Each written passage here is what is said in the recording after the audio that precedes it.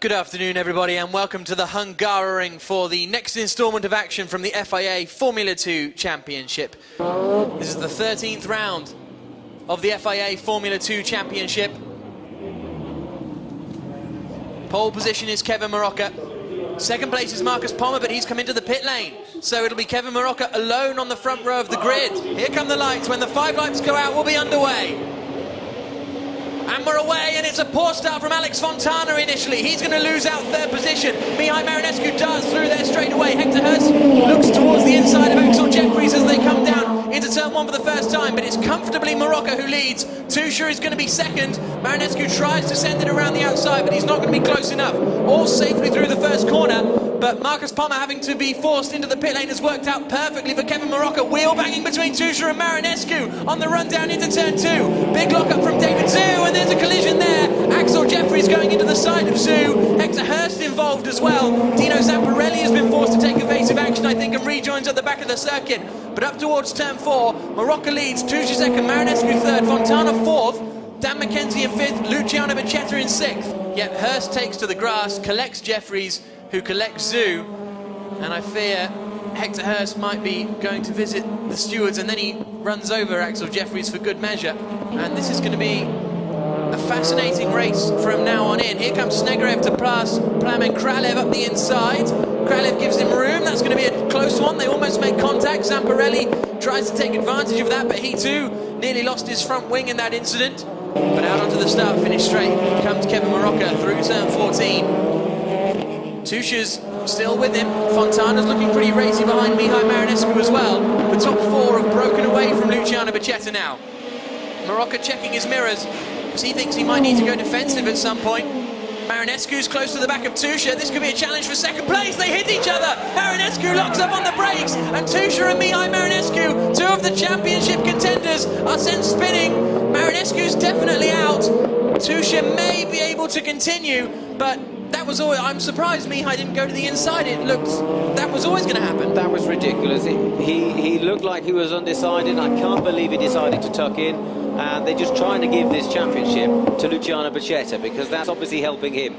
Absolutely. Once they all come together, it really is an open goal for Becchetta, because all of a sudden he's up into third position. It's absolutely incredible good news for Luciano, but race leader is still Kevin Marocca. Fontana managed to close in a lot throughout that, actually. Even though there were 2 cars in between him that ended up taking each other out, he still seems to have somehow closed the gap to Kevin Marocca. There is Tusher, and here's the, well, I don't...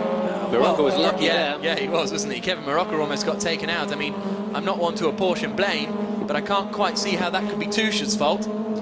So out they come to complete lap 3. Dan McKenzie's with Luciano Becchetta to a certain extent, but here comes Alex Fontana then. Fontana's going to be challenging for the lead here on the run down into turn 1. He's got the outside line. He tries to bully Marocca out of it. He manages to, but then gets distracted and misses his braking zone. Fantastic battle here for the lead of the race. So close to coming together, but Alex Fontana moves into the lead. Only for the time being, though, because Marocca's going to be coming right back at him. But where did Fontana's pace come from on that last lap? And he made sure he was getting past Marocca. Fantastic Fontana there. He was very aggressive. Something like that could send you to the stewards as well, Jack.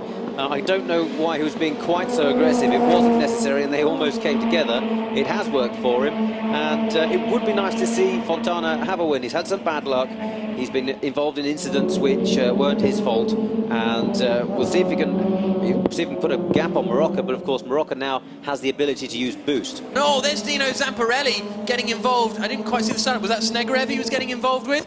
I wasn't quite looking at the screen when we saw the car on the inside. It would have been Snegrev, yes. So that was on the run up towards turn 4, which isn't a great place to have a moment, is it? Matteo Tusher, after that incident with Marinescu, has now retired from the race. So Tusher, Marinescu and Pommer all out of the race, which is brilliant news. Here for Luciano Becchetta anyway. Here comes Zamparelli up the inside into the chicane, and that is going to be job done. Gonda tries to send it around the outside. He's got no chance of dealing with that one. Zamparelli has now got past Snegrev and is up into 6th place. McKenzie might get a run out here, and he has, so they get alongside each other. Becchetta on the inside, McKenzie on the outside. Will Becchetta opt its best to yield? No, he won't. He holds the inside line, but now they're in the boost zone. So Mackenzie will have the opportunity to get an extra 75 brake horsepower coming out of turn 3. Of his Kralev and Zhu having a bit of a ding-dong. Zhu, whoa, throwing it to the outside. There goes the back end. They come out to start the final lap of this 22-lap race. Fontana comes across the line to begin it now. Kevin Morocco has got the gap down to 3.7 seconds, so Fontana cruising for these final few laps. The gap between Bicetta and Mackenzie is 0.7 of a second. There may have been some fortune in the early parts of the race, but I don't think anyone today could have dealt with the pace that Alex Fontana has shown. He comes out of turn 14 and for the first time sees the checkered flag in FIA Formula 2. There's his old F3 Open team on the pit wall congratulating him. That's really nice to see. Fontana wins. Kevin Morocco finishes in 2nd place. 3rd position is Bicetta, just ahead of Dan Mackenzie, 0.8 of a second ahead in fact. Here comes Christopher Zanella out of the final corner to finish in 5th place. Great battle between Bicetta, Mackenzie and Zanella for the majority of that race before Zanella mysteriously dropped back a little bit.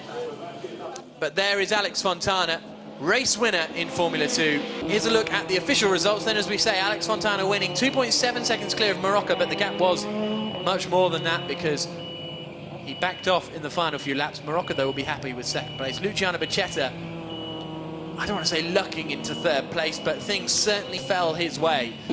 Alex Fontana, the winner of the 13th round of the season of FIA Formula 2. And there is his trophy, awarded to him by Goran Bengtsson, the general manager of Yokohama Scandinavia. So the champagne is sprayed here on the podium at the Hungaroring.